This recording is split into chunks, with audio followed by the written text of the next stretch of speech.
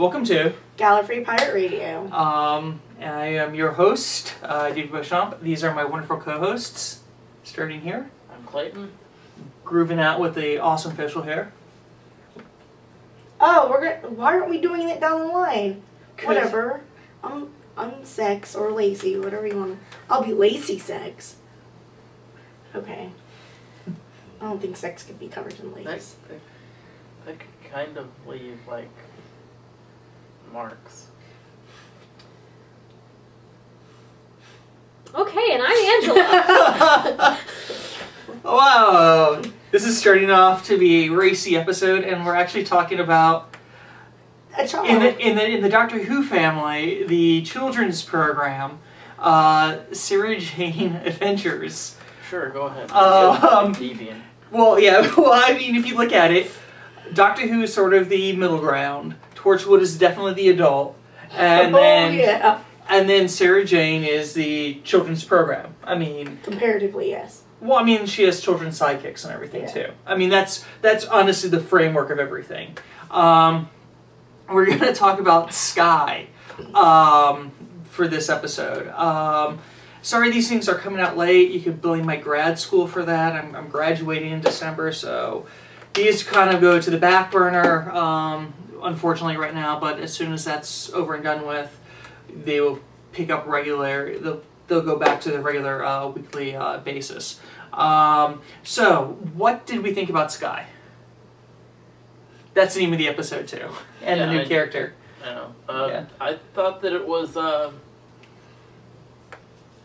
It almost felt like a pilot episode. It felt like the beginning of a new season. It almost felt like the introduction of a new series. Yeah, and I have to agree with you, because when I watched this, to me, it felt totally like the pilot for Sarah Jane, where they introduced Luke. I mean, I was just like, the entire time, just like, wow, I'm rewatching the pilot. And I couldn't wait for it to finish.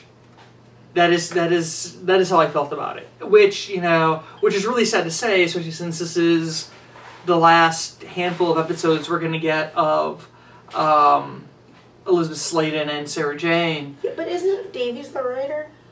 Can you be really that surprised? Davies was not the writer of Skye. Really? Yeah, he has not written any episodes this season so far. Oh, I checked that out because I was really wondering that. Yeah, the series was created by Davies. Okay. Yeah, because whoever wrote the Skye episode and the Curse of the second episode, the Curse of Clyde Ledger, I can't pronounce it. Langer, were written by the same guy.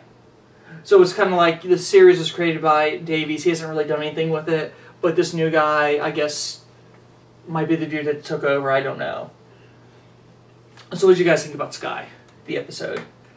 I feel like I've seen something similar. It wasn't original enough. The villain was like a Cruella de Vil. Yeah.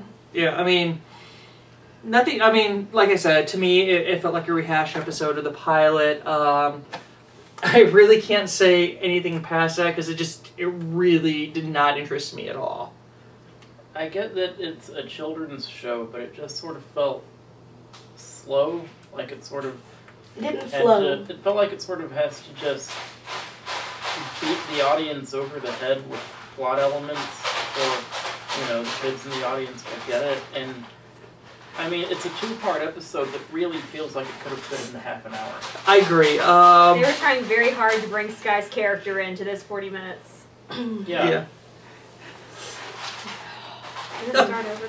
No, this is gonna kill time. If you're wondering, that is my cat Pooter. Making a poo. Yes, I was going to be a bit more tactful than that. This part where we're sitting around doing absolutely nothing but just sort of staring at the camera and filling time, I'm hoping can be taken as sort of a postmodern examination / parody of what it feels like to watch both parts of Skye back to back. Yeah. Yeah, I mean, because the thing is I've watched every episode of Sarah Jane. They kill you. I'm sorry, I can't breathe. I've seen every episode of Stinky Kitty. I of Sarah Jane.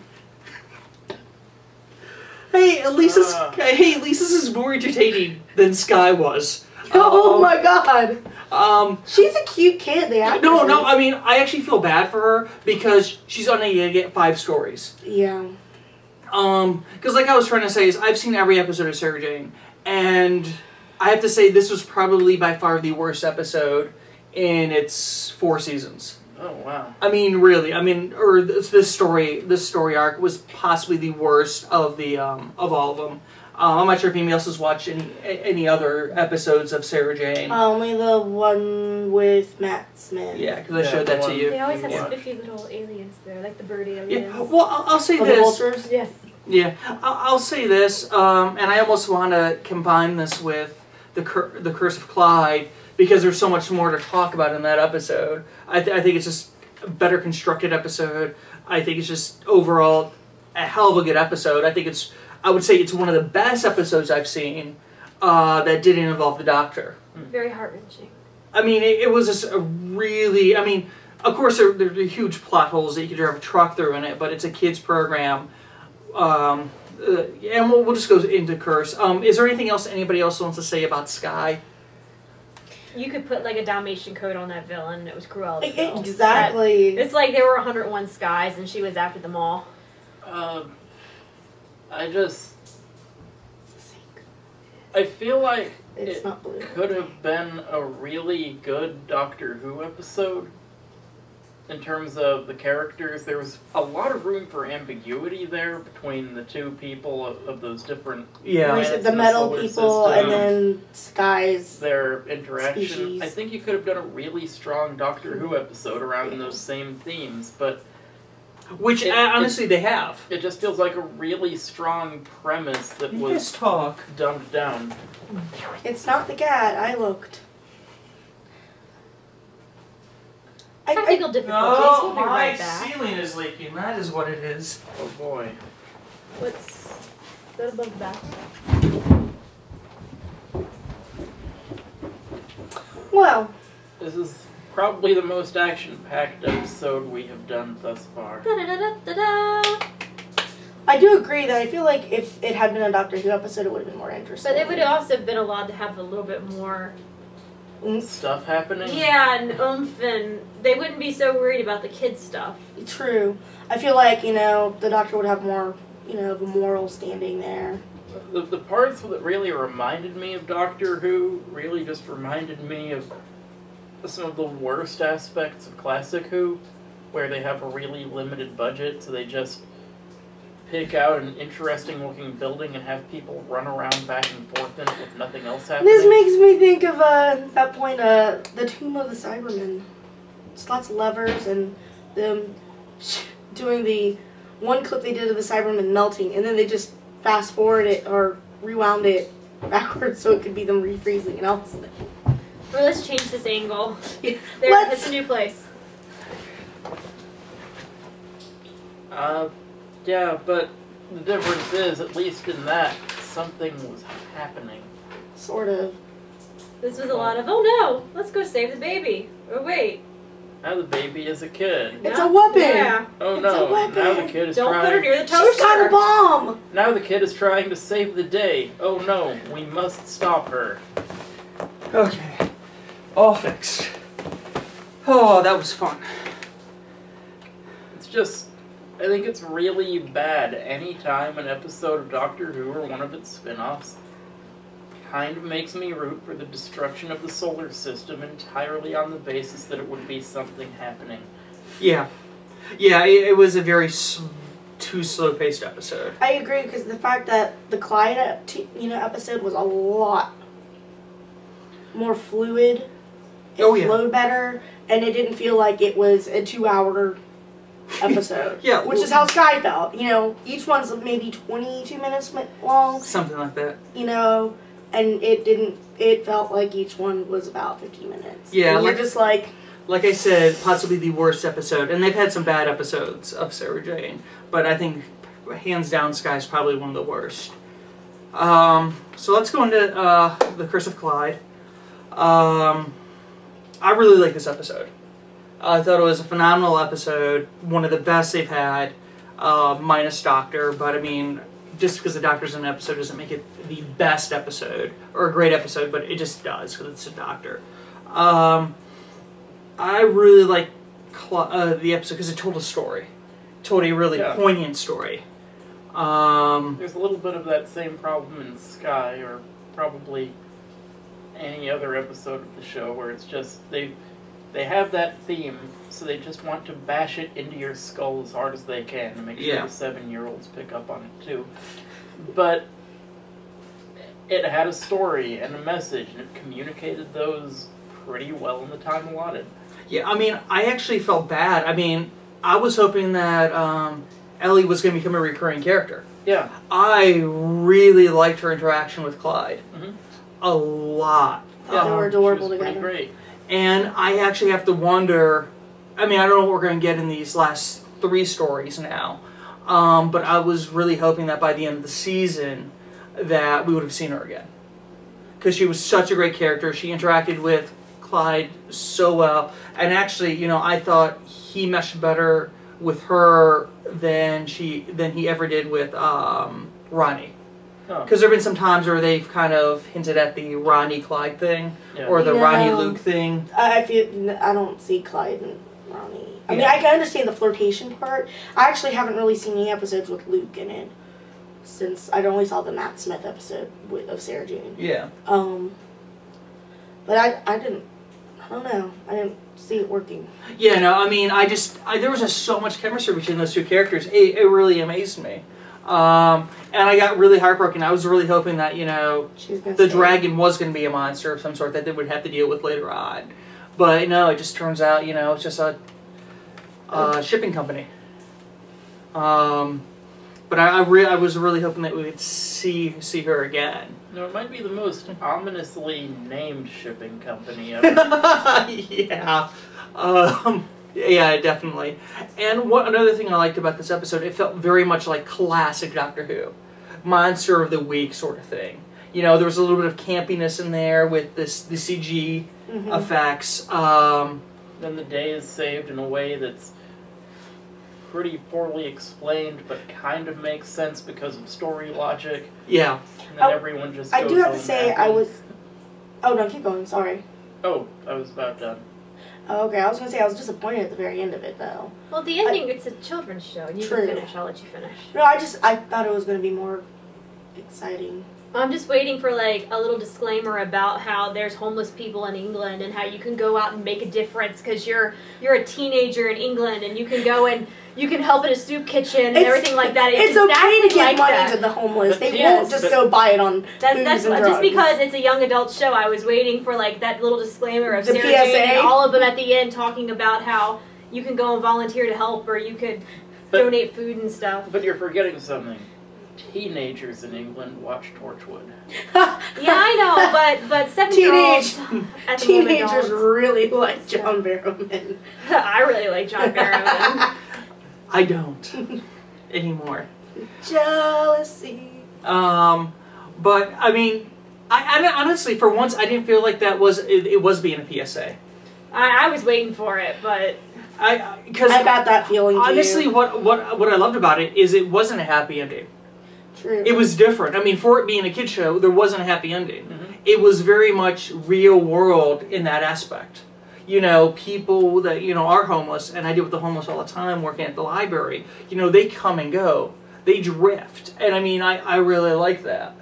And I liked how they sort of, you know, showed the camps that are built up and stuff like that, which is known to happen in bigger cities. I really like the realistic thing that they brought in, because it really balanced out the fantasy aspect too. As great as it was having Ellie around for this one episode, as cool as it would have been if she'd been a recurring character, at the same time it would have felt like kind of a cheat if that happened. What they ended up doing instead is a lot more true to the actual story they were trying to tell. And truthfully, we don't know if they actually tried to, like, plot twist it in where the dragon is maybe not a shipping company. Yeah, because budgets. My guess is that we would have seen Ellie if they were going to bring her back somewhere in like the last 2 storylines of the season. Is where I would have imagined. I really hope that, they end up publishing, what was going to happen, because they pretty much try to film these 2 seasons, 3 and 4. I think this is the 4th season, or is it the 5th? I can't remember. But they kind of filmed these 2 seasons back to back. Because they weren't sure what was going to end up happening in the future with the show. From what I understand, I could be totally off and wrong on this, but it was the first time they ever filmed 2 seasons back to back like this. So, I hope eventually they'll publish in a Doctor Who magazine or online or in a book format what the rest of the season, what the end of the season was going to be like. Because I would really like to see, or adapt into comics. I don't really care. I want to see how the season ends. At this point, I'm just waiting to see if any of the kids turns up as a companion in a couple of years. I wouldn't be surprised if we don't see all of them, including the one that left. Luke? No, not Luke. There was another one before. Really? Before Ronnie. If we don't see all those characters, because she actually ended up moving to the U.S. That character. If we don't end up seeing all the characters in the 50th anniversary. Yeah. Even though, technically they're not Doctor Who. But they've interacted with the Doctor. Yeah, they've interacted with the Doctor and things like that. And because we won't be seeing them again... It'd be good for a cameo. Exactly. Maybe as a stand-in for whatever they intended for Sarah Jane. Exactly. But actually, I don't think they were that far along plot-wise. But I would like to see them in the background somewhere. Yeah. Because... after this season, we're not gonna see any of these kids again, really, in the Doctor Who universe, which is a shame because I really think that the character of Skye had real potential. Yeah. I think she was a nice addition to the cast, even though she had such a poor introduction. Which wasn't her fault. One of the things I like is the way that they so quickly jump into just pointing out yet again that she's not human, just with the curse not affecting her in any way. They don't even address it. They just go, hey, you're smart enough to figure this part out. Yeah. Yeah, I think that's one of the things I liked about the episode. They didn't talk down to us like they sort of did in I don't even know what they were trying to do with this in the first story, Skye. But this one, they just let things be for granted. Yeah. They let the audience connect the dots where they didn't have to be beat over the head with a halibut in order to know what was going on. Yeah, I thought it was a trout. Red snapper. Very tasty. No. Mackerel. Those weren't mackerels. You haven't seen UFC? No. But, I really want some mackerels. So, do we have any other words about, or thoughts or feelings about these first 2 episodes of Sarah Jane Adventures for this season? Second one almost made me want to cry. Almost. I felt very sad for Clyde. Yeah. Good connection with the audience. I'm hoping that the next 3 stories are going to build on it. Instead of just... I think that the second story arc did a lot to build up some actual momentum. And with this guy who's writing it right now, I don't know if he's written before. Sometimes the show does hit that mark, sometimes it doesn't. It's just one of those things we gotta wait and see. And of course, we're not going to see what would have been, at least not right now. And also, if anybody out there has a copy of the original Fox Television script of the Doctor Who movie, if you could email us that, because we want to try to put on a live performance of that, like a reading of that script, because I hear it's absolutely abysmally bad, and it would be absolutely brilliant for us to do a reading. And that was our man Clayton's idea. And I would just love to get the chance to actually pull that off. Because I think it would be a lot of fun to do. So if anybody out there has a copy... Hook us up. If you want to dress up, I'm just planning to sit here with the script and we each get assigned parts and we read it. Oh, we I'll can be Eric put you in some of my wigs. You can be the master, because we know who I'm going to be playing. I get the part of the doctor. I think Angela would be a better doctor. Okay, I think we should probably call it a night. Yeah. Okay, that is, this is Gallifrey. Trolling. Okay, I'm done. What?